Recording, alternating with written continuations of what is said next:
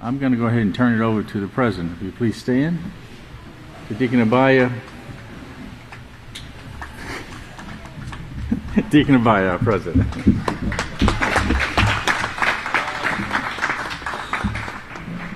Shalom, golden saints of Yahweh. May the peace of Yahweh be with each and every one of you. You may be seated. My name is Deacon Abaya Ben Yisrayl Hawkins. I'm the president of the New World Training Center speech class.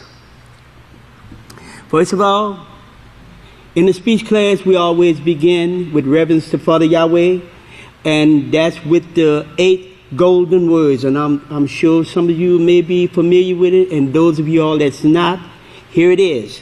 Listen, Yahweh is with me. I'm with Yahweh. Let's give reverence to Father Yahweh, holding up holy hands.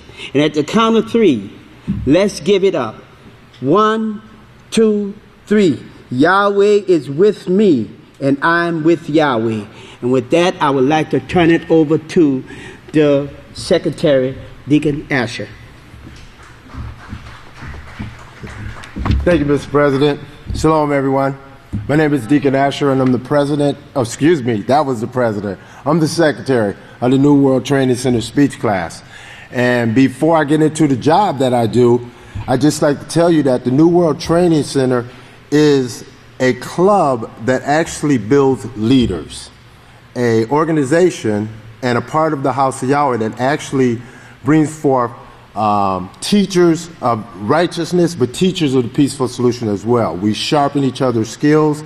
As it says, iron sharpens irons, and a brother sharpens the perception of his brother.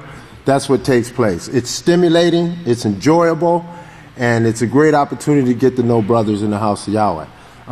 As a secretary, my job is to keep records of each speech class. It's also my job to set up the speeches that will take place.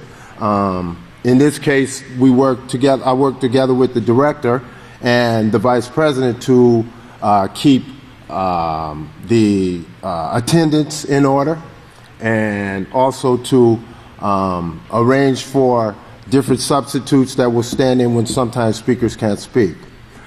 It's really enjoyable. We have a great lineup.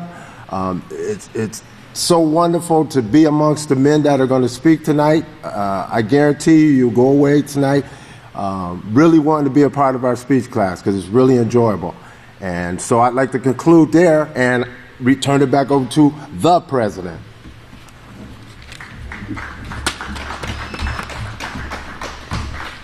Thank you, Mr. Secretary.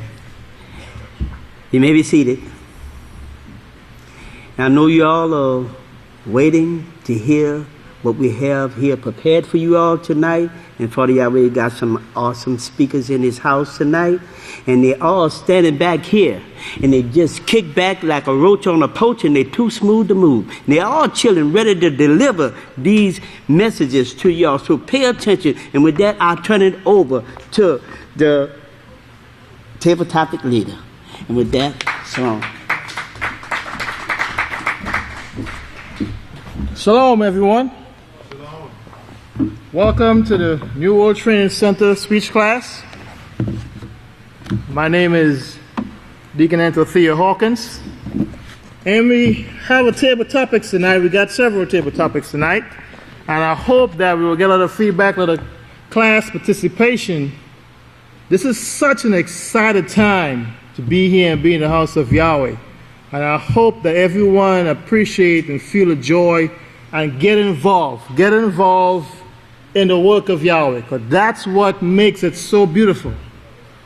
Tonight, as we look at the news, we could see so many events that takes place. And I want to kind of get your minds thinking on some of these things, whether it's poverty, environment, rights issue. One of the issues we want to cover tonight is on education. And take a little deeper look at education in our society tonight. Because sometimes, they say a picture paints 1,000 words. If we really sink our teeth in and try to also pull out from ourselves solutions, ways we could help the system, the society, the state, the community we are living in. Let us look at something here on the screen.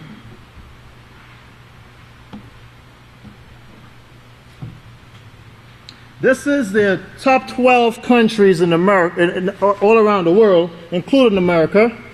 And it said that U.S. education versus the world. U.S. education versus the world. Again, everybody's set up in their minds with some questions here. What caught my interest in this particular topic was the tremendous cost of education. And no one will disagree that if you live in a state, in a country, you want to contribute to that state, that country. You want to help make it better. And that's what we're here about. We're not here to criticize or to, be sarcastic. We want to make it better. And sometimes it just takes us to sit back and look at the information, the education, what could be tweaked, what could be added, what could be taken away, and so forth. Here are some countries, and to start off with the amount of money being spent per student over the course of 16 to 21 years, depending on what countries they're in.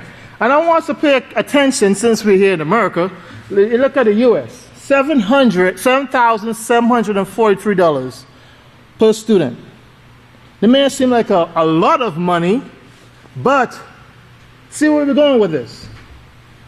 We spend the most money. As we go down, we look at the literacy rate, and we start dropping. In every other field we move into, school life expectancy, we start dropping. You know, when a child enters second grade, by second grade, the system already knows whether that child is a suspect for juvenile or jail. They already have that information gathered based upon these type of studies, based upon the education, based upon the environment that child's being raised in. So as we think about these things and we look at these numbers tonight, we just keep going down. So something is wrong. Why would we be spending the most money and bringing in the least, increasing in our children's education? That's the foundation of our great country. So my first question tonight, and again, let's get everyone to participate. And remember, we want to try to get a few table topics in tonight, so please, if you can, try to keep the answers to a minute or less. That'll give everybody an opportunity to also participate. What could the USA do more to help the focus of our children in America in their education? What could the U.S. do more to help? That's the question, the first question I'm asking. We have a gentleman here, someone with a mic. One possible solution or thing the U.S. could do is they could train and hire more educators, so they could reduce the number of students per class, so students would have a better ability to learn. Because when you have larger classes with more students tend to some of them fall by when you don't get the knowledge they need. But with a smaller class, with more educators, they have a better ability to focus in on those students that might need extra help, and the class in general will do better. And you find that even if you have more classes that way, overall across America, you'd have the numbers would go up. Excellent answer. Put in more teachers, have more instructors, smaller classroom. That's a great answer. Anyone else want to comment on that? What could the USA do more to help the focus of our children? Because obviously there's a problem there that has taken away their focus on education. Yes. I think if you were to, one of the statistics you gave was that life expectancy goes down. I think if we were to shift the focus away from maybe some of these frivolous things in the schools and maybe focus more on what kind of risk-taking behaviors could be eliminated to make a life expectancy go up, such as teen pregnancy or risk taking with alcohol and drugs and things like that. Excellent. Excellent point. And these are excellent points. And this topic tonight is meant to get our minds stirred, knowing that there is a solution to these problems. There's no problem that's unsolvable. There's no problem that's unsolvable. If the current rate and course of our education system keeps going this way, what will be the result of future generations? Based upon what we just looked at, if it keeps going this way, what will be the result of future generation? Yeah, gentleman in the back.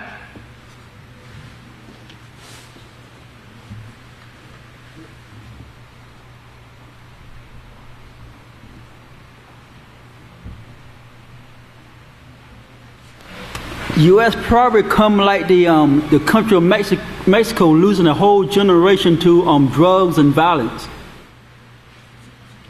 It's a great point. That's the gentleman over there. Yes.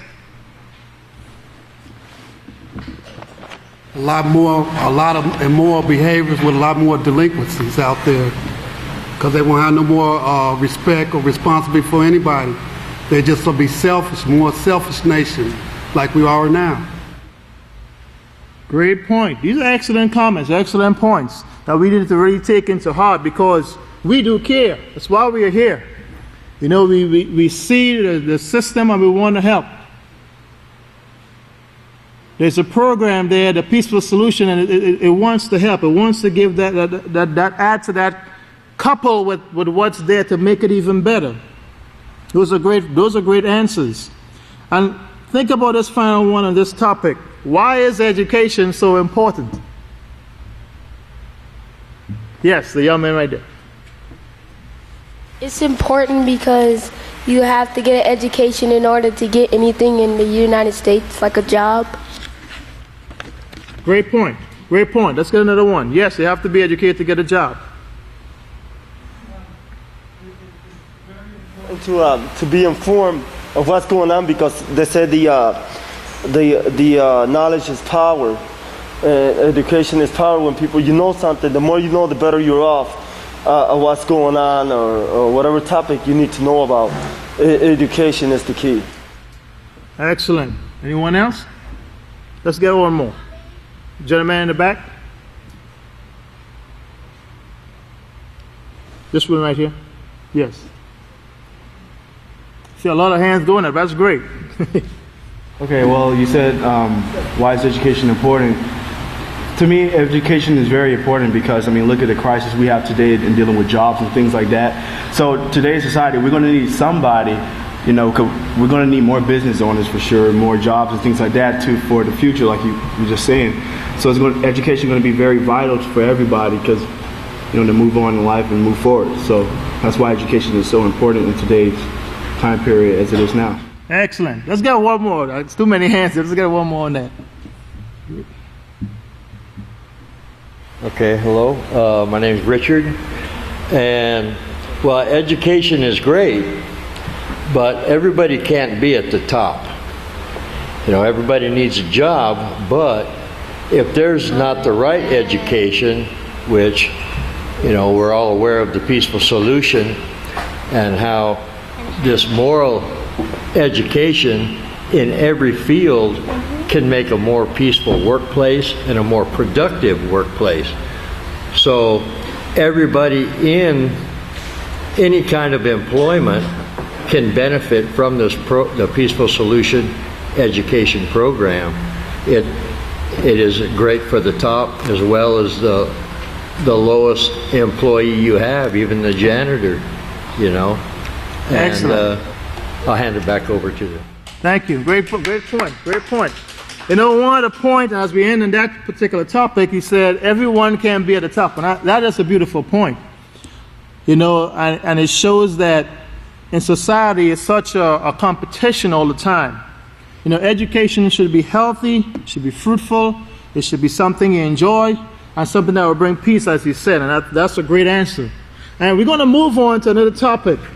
On the recent newsletter, October the 13th, that we were encouraged to take with us back home, who is really the guilty party? I just want to read a little bit as we set up for the question here. A trap was set to ruin the lives of George Zimmerman and 17-year-old Trayvon Martin years before they were born. Entrapment is what is called. Entrapment is illegal. But who would or could be charged, and who would bring the charge?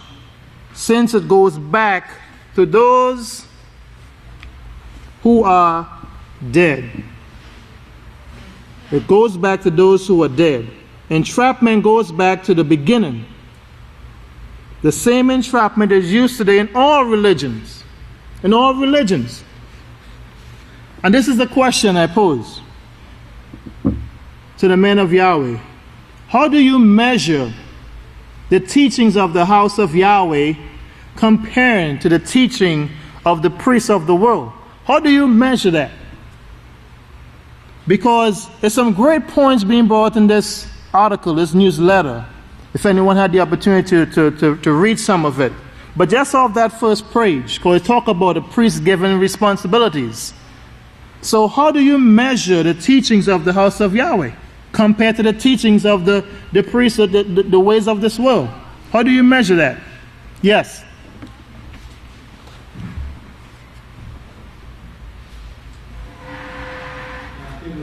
Table topic leader, fellow spokesperson, and honored guest. The house of Yahweh actually teaching us that the problem is with our teachers of this world. As Jeremiah said, if they had stood in Yahweh's counsel and have kept my laws and had caused my people to hear the words of Yahweh, then they would have turned them from their evil. So the problem is with our leaders in this world. Great point. And then and anyone else? Yes, the gentleman right here. I don't think that the world or the worldly religions, they can't even compare to the house of Yahweh. Just a little bit of taste of what we've seen in Nuevo Laredo with the municipal system down there, that they actually called the house of Yahweh and want to be instructed by them. That says it's not comparable, because I don't think that anyone's calling the Pope up and asking him, how do we solve these problems? Great point. And the question is to, when we think about these things, we see the news, we see all these things taking place, and we know we have the solution, the Peaceful Solution Character Education Program. And we know as you look at these things, this is really the solution. This is really what the world needs, the peaceful solution. And in this case particular, it brought up a lot of controversy, a lot of thought-provoking questions, and who was right or who was wrong. Racists even got involved on these things. But I like how this newsletter started. This goes way back. What if it was a black-on-black crime? Would it have been any different?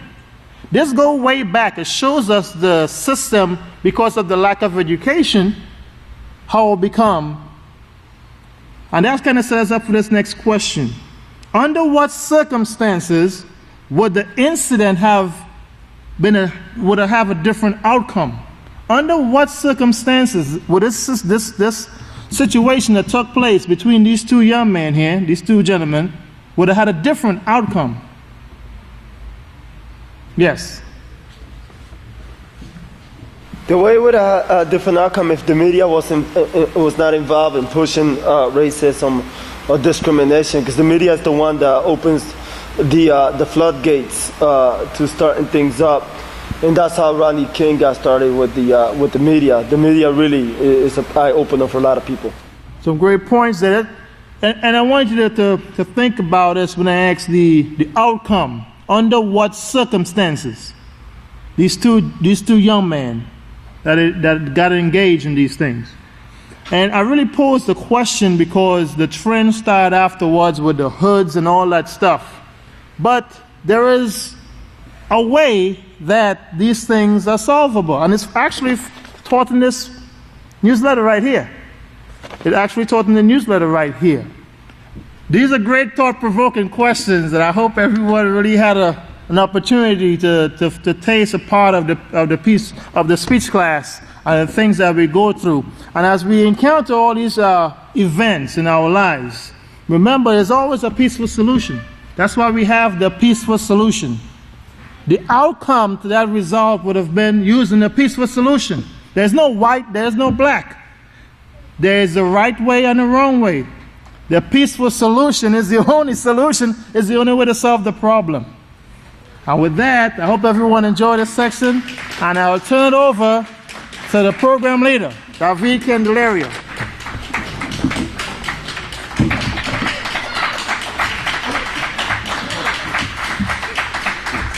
The president.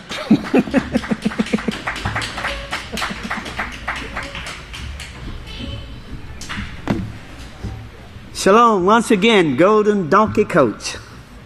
We have 5 awesome speakers tonight, inspired to bring you 5 awesome speeches.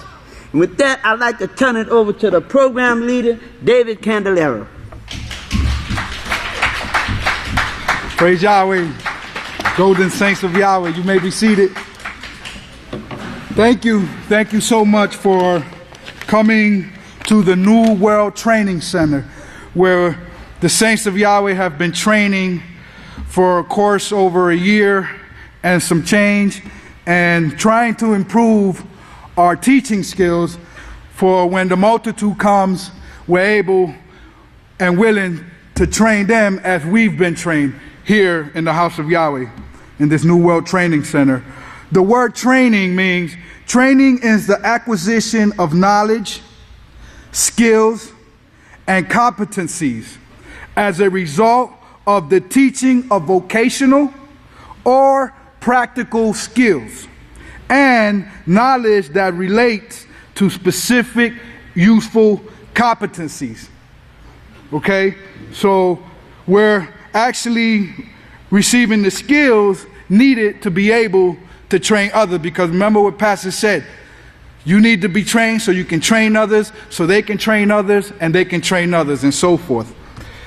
We have 5 excellent speakers today, and for our first speaker, he is a brother in Yahweh's house, and he's been training for several years, and I've seen his growth here in the house of Yahweh, and I've seen his overcoming and his struggles, and he's doing very, very well. Very well.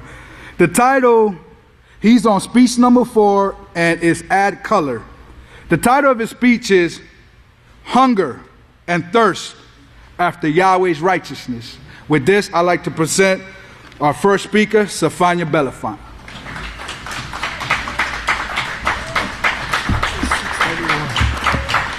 You may all be seated. Greetings, program leader, fellow spokespersons and honored guests.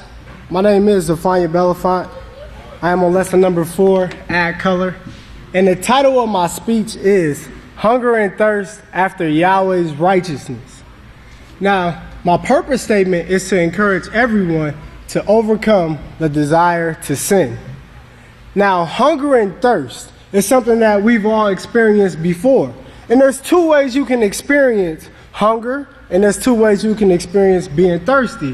One of them is the day that we just had a few weeks ago, was the Day of Atonement, when we do a day without water and food, or better known as fasting.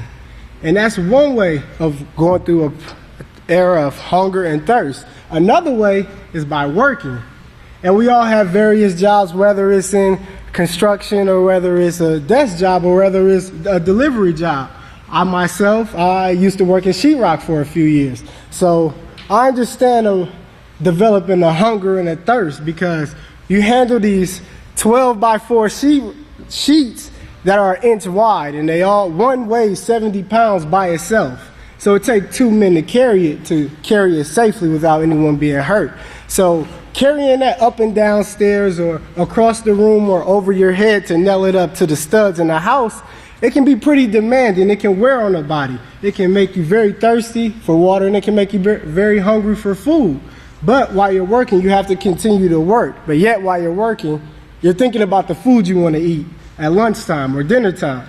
So by the time you make it to dinner time, you finally get to eat. You finally make it to that water because you've been sweating and working so hard, you develop that hunger and thirst. But today I want to talk about another type of hunger and thirst after righteousness. And not just any righteousness, not our own righteousness, not anybody else's righteousness, but Yahweh's righteousness.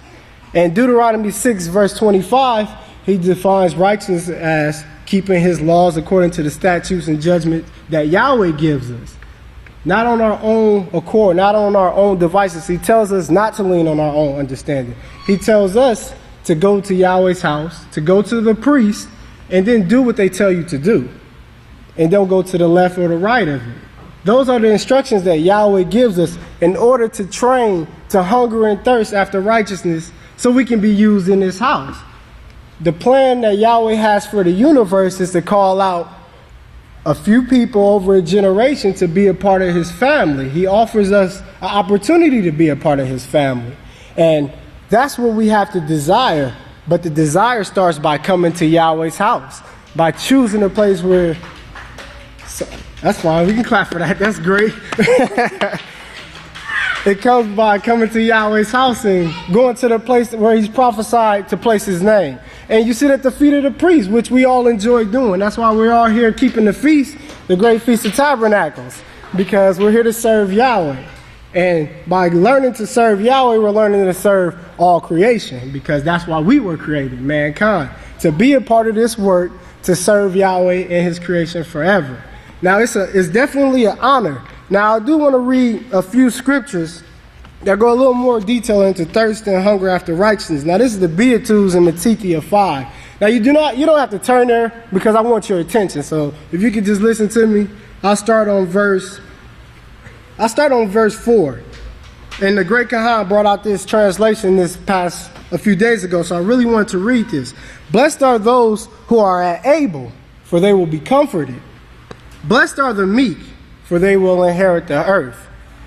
Blessed are those who hunger and thirst after righteousness, for they will be filled.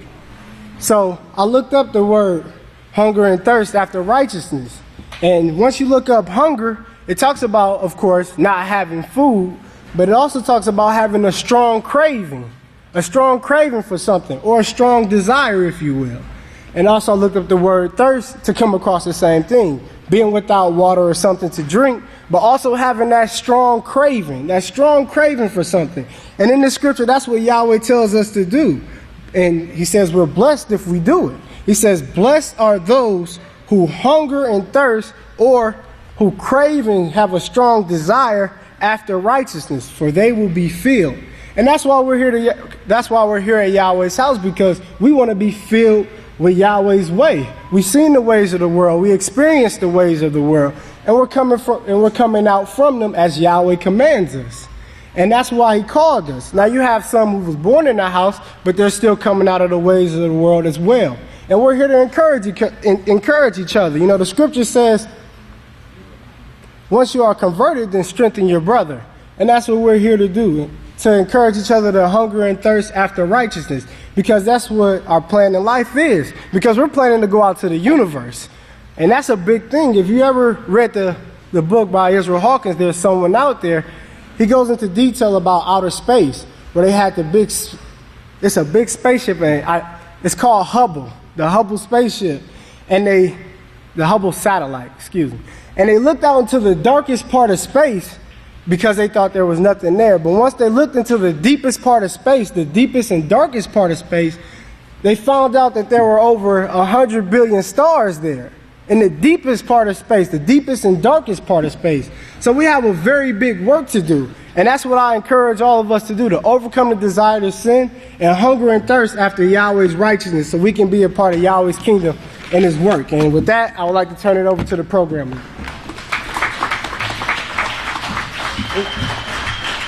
Praise Yahweh, praise Yahweh. Great words of encouragement. I'll tell you, I look forward to going out there to the universe myself. That's going to be a beautiful sight to see. Ephesians 4:14, it says, instead, speaking the truth in love, we may grow up in all things unto him who is our head, Messiah. For our second speaker, he's on speech number 7, a complete speech. I would like to present to you our brother, Aaron DeFreitas. Shalom. Y'all may be seated. I'm on lesson number 7, a complete speech. My title is Yahweh. And my purpose here tonight is to show that Yahweh is the creator and his plans will come to pass. Yahweh, our Heavenly Father, who created heaven and earth and all that is in them, his name alone says his authority and his identity. In the Young's Bible Dictionary, the new one, is on page 1375, his name Yahweh means to be original, an infinite causative, to cause to come to being. He causes to be or exist. From the Encyclopedia Judaica, in volume 1, page 680, it says that the name Yahweh is the personal name of the Creator.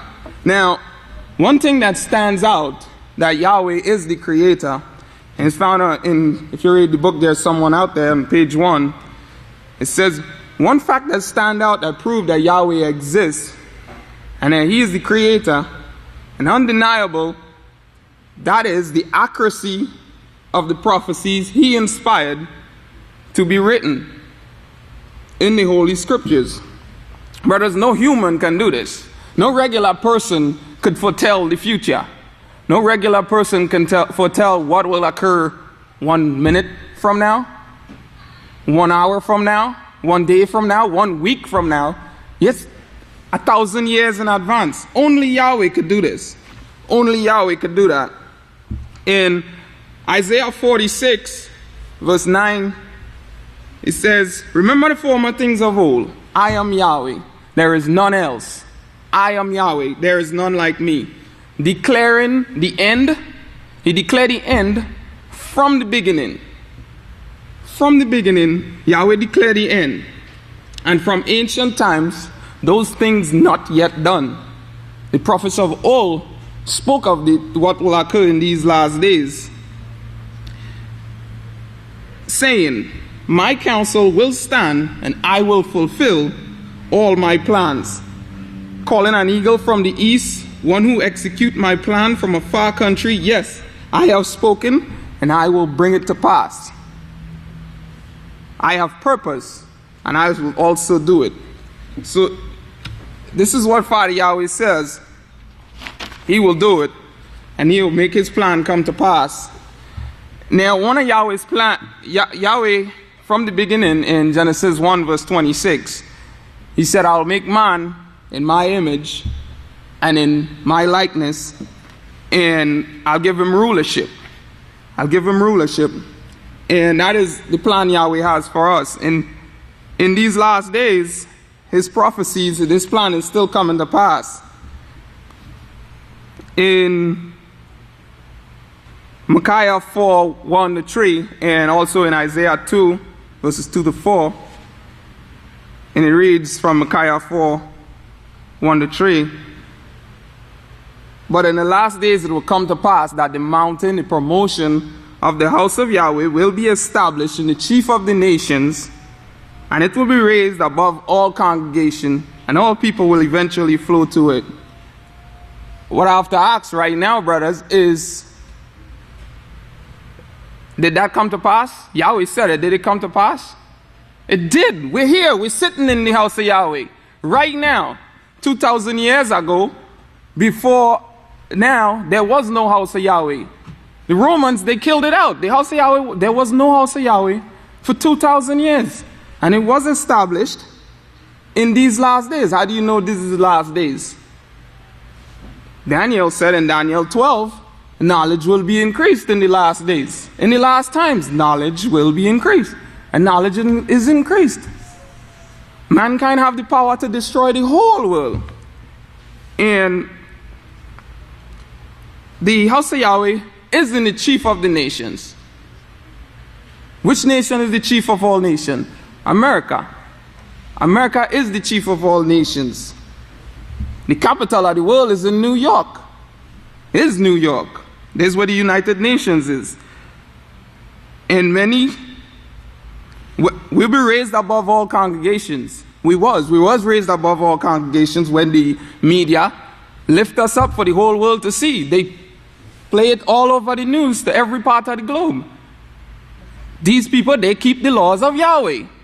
They keep the laws in the Bible. And they put it all throughout the world.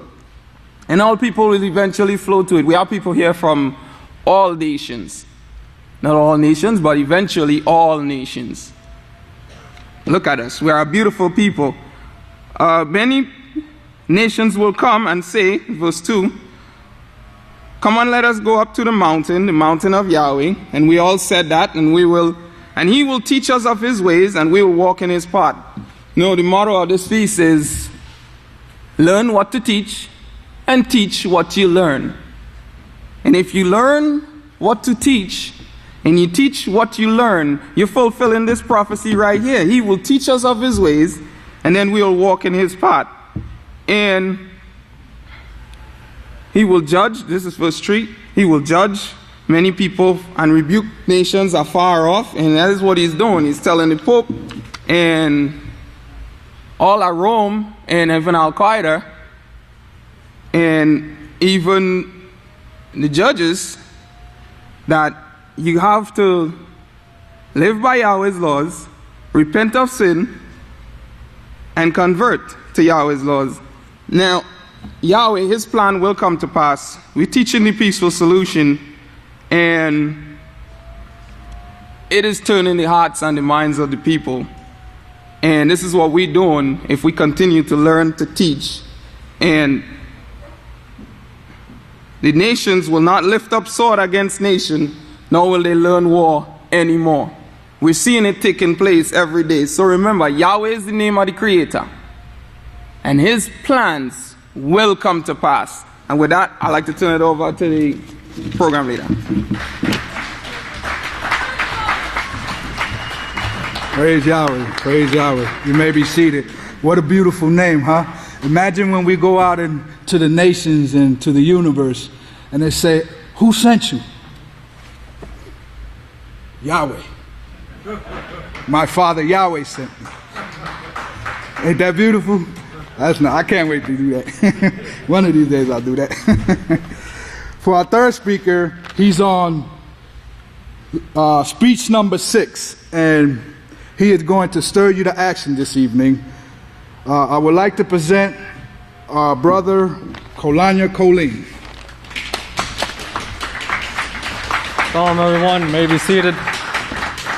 My name is Kolanya Colleen. I'm in speech number 6 in Stir to Action. The title of my speech is Teaching the Future Generation. As I see out here in the audience, we got many future priests here. I just let you know, you are this future generation, okay? You are the future. So, but out here in the world, we see a lot of trouble, we see a lot of violence, because we are in these last days, as one of the previous speakers said. For example, in Mexico. I just recently came back from there, and I hear a lot of stories that my grandparents tell me of all the problems that are taking place, all the drug use especially, For you see, well, let's go over to the Little More Excellence book if you have it. It's on page 42. I'm not going to read this whole story, but it's called Juan's Choice. It's about this boy. His name's Juan, and he has a little brother. All right, his little brother's name is Manuel, and towards the end, Juan, who's the older brother, he gets picked up by these two older gentlemen. They offer him to sell drugs, so he accepts. So later on, he takes the drugs home in his backpack, puts them away, and he comes and gets his brother. So they're all both at the house. So towards the end of the story, his brother goes and opens up the bag. He finds the drugs, but he inhaled the drugs to a point where his lungs basically collapsed and he died. These are just some examples of what drugs do. They, not only impair and ruin your brain where you can't think anymore, right? But they ruin families, they tear them apart. People go broke because they spent their whole entire wages, their whole week wages, just go out for the weekend, spend money on drugs, and then go broke again. You know, it's a cycle that's keep on continuing in this world here, and in Mexico, it's one of the highest distributors of drugs. Is marijuana is the highest distributor, and they export to the whole world, but mainly it comes in through the U.S. and it's about 60% of all the drugs actually from the world that's produced is actually consumed by the U.S. and 60% of it's consumed by the U.S. And I mean, it brings a lot of problems to people. It affects families. It tears them apart. But teaching the future generation, we can put a stop to that. You don't have to, go out and make your living and make your wages on selling drugs, knowing that someone's family or that person's going to have a ruined life. Teaching them the peaceful solution, all right? Teaching them the laws of Yahweh. That's the best thing that you could offer to your son, your family. That's the best thing that you could offer to them right now. Take them away from the TV. There's no value in the TV. As we heard earlier from one of the Kahans this service. You're turning on the TV and you're putting your child in front of there. You're allowing Satan to come into their lives. You're teaching them drugs is okay to use. It won't harm you. It's actually got great benefits. But the truth is, it doesn't. All right? Teaching them the peaceful solution, taking them away from the TV, will bring life to them. Wouldn't you want your child to go out into the world and teach them to teach others the peaceful solution, bringing lives, speaking these words of wisdom and life into other people, teaching them how they could avoid drug use, okay? How they could better the lives of others. Don't let your children become a victim of, this drug use. I mean, it might be, far-fetched. My child's okay. He's doing okay. He's only 4 years old. But if you're not guarding your child right now, okay, if you're not guarding him and you let him do what he wants, roam around what he wants, I guarantee you, you're going to lose him. That's why our job as parents is to teach. And their job, their future job, will be to teach. And Yahweh is offering us a position that has not been offered to anyone at any time. Teaching the future. Teaching what will become the new world without Satan for 1,000 years. And after that, after the millennial reign, what do you got? You got the whole entire new universe to teach. You can't just teach yourself and not let your children be there. Your children have a very important role in Yahweh's plan. Probably one of the most important roles in Yahweh's plan. You want your children to be there. It's up to you for them to be there. For you to teach them right now to say no to drugs. For you to teach the peaceful solution to them in order for them to better your lives. Teach our children peace. We want them all in the kingdom. Okay? We want them all in the kingdom. We want them all by our side. So let's make this work together. These future priests out here, I see them right now. I'm talking directly to you. You are the future priest. You are this future generation. Don't let go what you have right now because it's the most valuable thing that you could have. The most valuable thing. Don't let it go. With that, I'll turn it over to program leader, Deacon David Candelario.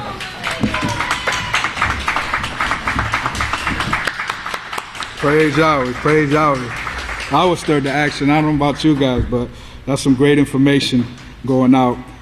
For our next speaker, he's on speech number 4, add color. And please pay very close attention to the information that he's going to bring out because, it pertains to our everyday interactions with one another.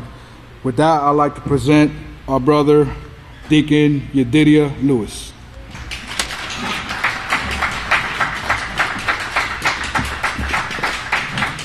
Thank you. I'd like to give thanks to our program leader. You may all be seated. My name is Yedidiah Lewis, and I'll be speaking on lesson number 4. And the title of my speech is Gossip. And, it's an easy trap to fall into. And I just want to clear up some of the common misconceptions about the word gossip. And we'll start with the words of our Savior, our High Priest and King, who's also going to be our judge. In Matthew 7, if you got your books of Yahweh, it's on page 733. In verse 1, it says, "Do not sit in condemnation, so that you too will not be condemned. For with what judgment you judge, you will be judged.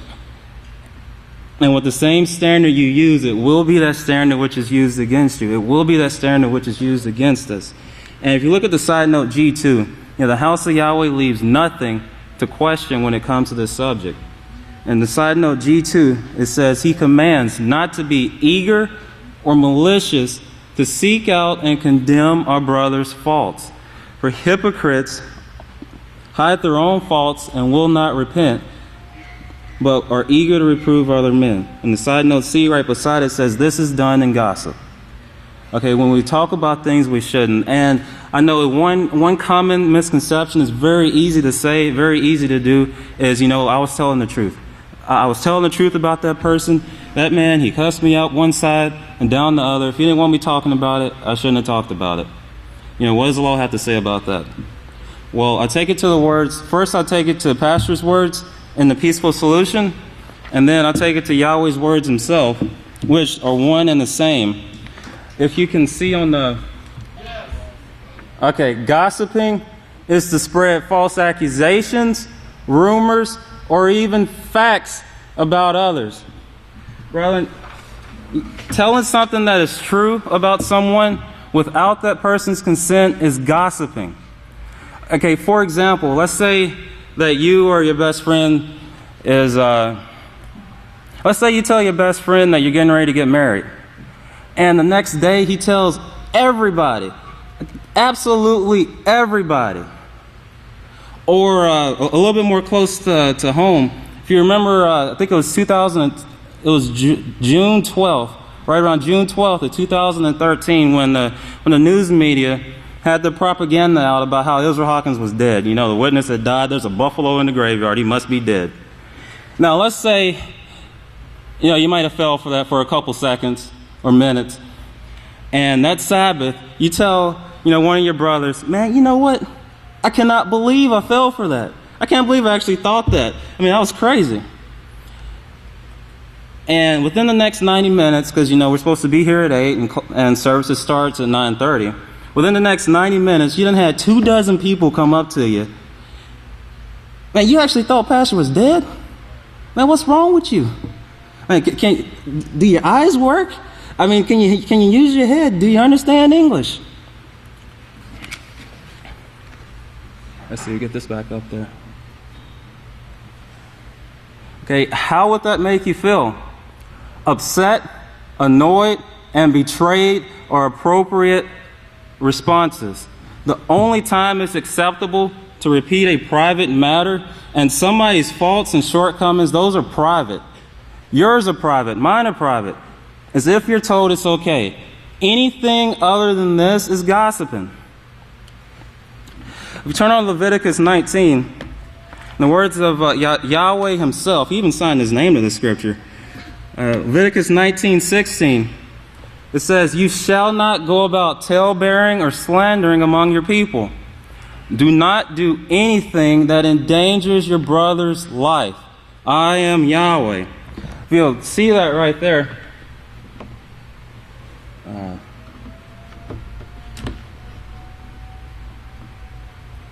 Okay, Yahweh is actually saying that if you gossip or you say something that you shouldn't, it's actually endangering your brother's life. And the thing is, taking part in reputation busters, people's reputations can be easily destroyed when people spread rumors or false accusations or gossip about them. And taking part in these not only, can hurt somebody else or cause somebody who is trying to change to become frustrated and give up, quit, leave the house, leave the work, say, forget it all, I'm tired with it. But also, it will ruin your own reputation. It'll ruin my own reputation. Whoever does it is going to ruin it. This is on page 167 of the respect unit for, if you can see that. Let's zoom in a little bit. Okay, can everybody see that? Okay, let me repeat that last part again. Taking part in reputation busters will not only destroy someone else's reputation or cause somebody who is trying to change to become frustrated and give up, but eventually it will damage your reputation as well. You see, people seldom realize that while they're spreading rumors about others, they're also revealing some of their own negative traits. And, you know, gossip, as we just read, is murder, and being murderous is one of them. It's an easy trap to fall into. And really what it boils down to is to avoid, damaging somebody else, or to avoid damaging your own reputation. Think about everything you say before it comes out of your mouth. I mean, we all need to. Just ask yourself, before you speak, is it likely to damage someone's reputation? Or would I refrain from saying it if a priest were right beside me? If you can answer yes to any of those questions, then what I have to say is not worth mentioning or repeating. Find something else to talk about that will actually build that person's reputation. And in doing this, you'll also improve yours as well. May Yahweh bless your understanding. And I'll turn it over to the program leader, Deacon David Candelario. Praise Yahweh, you may be seated. I told you that was going to be some great information. I mean, it makes a point, These are the things Yahweh is teaching us in his house, to be in unity with one another and love one another. That's the whole purpose, of bringing forth, teachers of righteousness. We got our last and final speakers, and you're really going to enjoy this speech. It's got a lot of great information in it, very humorous. Our next speaker, he's on speech number 5, Get the Facts. I would like to present to you our brother, Yashaya Chavez. Sorry. Shalom, everyone. You all may be seated. May the peace of Yahweh be with each and every one of you. My name is Yisrayl Hawkins, and I'll be on speech number 5, Get the Facts. And the purpose is to encourage my title is Yummy, Butter and Honey. Okay, and the purpose is to encourage the importance of what Yahweh has given us through Yisrayl Hawkins by Yeshua's hand. Okay, now Pastor has been expounding on the butter and honey, that we need to take this. It's a part of the bringing up. It was a part of Yeshua's bringing up. Okay, it's very, very important for us. In chapter 7 of Isaiah, you don't have to turn there, but it says, butter and honey he will eat, so that he will refuse evil, so that he may know to refuse evil and choose righteousness, so that he may know. Okay, Pastor's the only one that could put this together, to put two and two together. Okay, before him, none of us could count to 3. Okay, so he has put 2 and 2 together, so he may know to choose righteousness, to refuse evil and choose righteousness. Now, I just have some information about the butter and honey, and I want to encourage everyone to use this every day because it is yummy. Okay, now recent studies for the butter. Recent studies reveal how important butter is to a healthy diet. It supplies our body with vitamins and minerals, boosts our immune systems, helps hormone production, supports our bones, organs, and most importantly, our brain. Okay? And it also helps with a healthy mind. A healthy mind. It helps children with a healthy mind and a healthy body. Okay? Honey has a wide array of vitamins and minerals, including niacin, riboflavin, antithetic acid, calcium, copper, iron, magnesium, manganese, phosphorus, and zinc. It can offer relief to respiratory ailments and allergies, improve your energy, and stamina, help to heal wounds and reduce stress. There is only one food that includes all of the substances necessary to sustain life, including water. That food is honey. Okay, so that he may know. Now, all of us have come from different backgrounds, but all of us have come out of this system. And all of us have heard the teaching that the Catholic Church and Christianity offers. But never has anybody put this together. I mean, it's so simple. You read it. Butter and honey will he eat, so he may know to refuse evil and to choose righteousness. And none of the assemblies, none of the churches out there have put this together. So be thankful. Have a thankful attitude that Yahweh has given us this information. Okay, praise Yahweh. And we will use this forever. We will use this forever. And we're going to make a lot of friends with these honey and butter balls that we have. These chocolate honey and butters. Okay? Yes, it's a delicious, for everyone who is new, this is your first feast, I want to encourage you to use this and to purchase it. We call it a CHB, a chocolate honey and butter. It's like a frozen bonbon. It's the most delicious thing I've ever tasted in my mouth. So let's glorify Yahweh for giving us this. Yahweh is a great friend.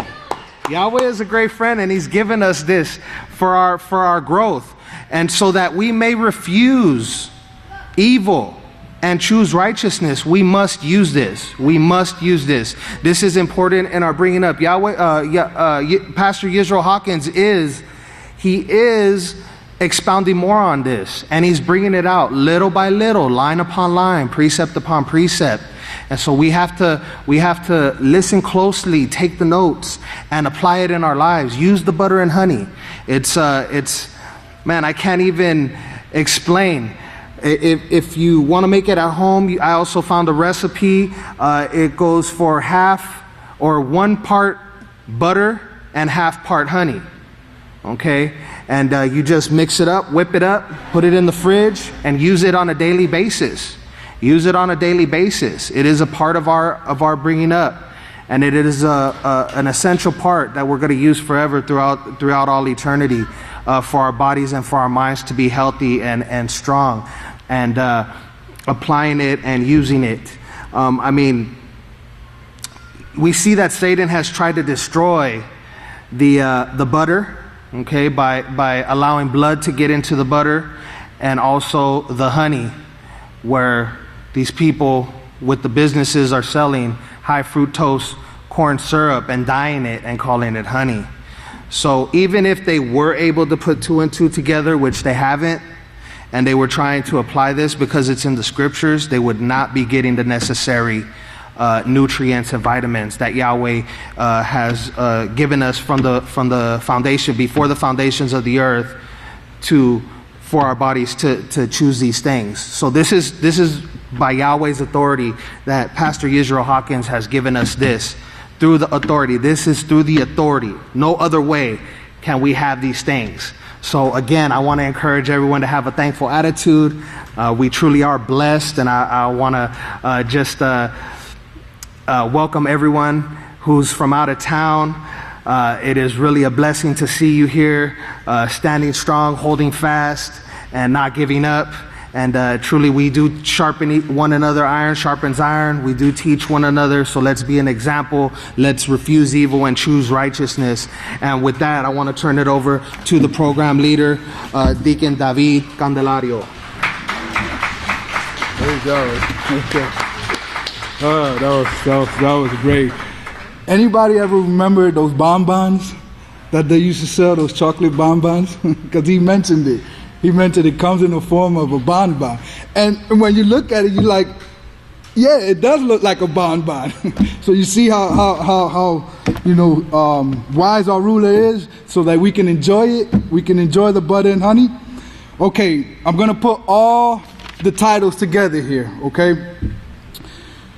Yahweh is teaching the future generation not to gossip. So eat your young yummy butter and honey, because it will make you hunger after Yahweh's righteousness. And with that, I would like to turn it over to our President, Yisrayl Hawkins. Thank you, program leader, fellow spokesman, honored guests. You may be seated. Let's give another round of applause for all the 5 awesome speakers. And I would encourage you all to think about joining the speech class. I know you might say, oh, I feel a little nervous and stuff to get up there. But you know what? I used to be nervous too. I used to be nervous as a long-tailed cat in a room full of rocking chairs. But guess what? I made it on through. I turned that nervousness around into energy and made it work for me, you know? So grab a hold. And listen, my brother, when you think this speech is done, it's not done. Father Yahweh has an open door to his speech class. No man can close, no man. And I encourage you to seek our director, great Kahan Micah Sheik, and walk through the doors of Father Yahweh's next speech class. And let me lay this on you. Earlier, I asked you all to reverence Father Yahweh in the way that we open up our speech class with the 8 golden words. The 8 golden words is Yahweh is with me and I'm with Yahweh. And you know, let's hold up holy hands and reverence Father Yahweh in this manner. On the count of 3, 1, 2, 3. Yahweh is with me and I'm with Yahweh.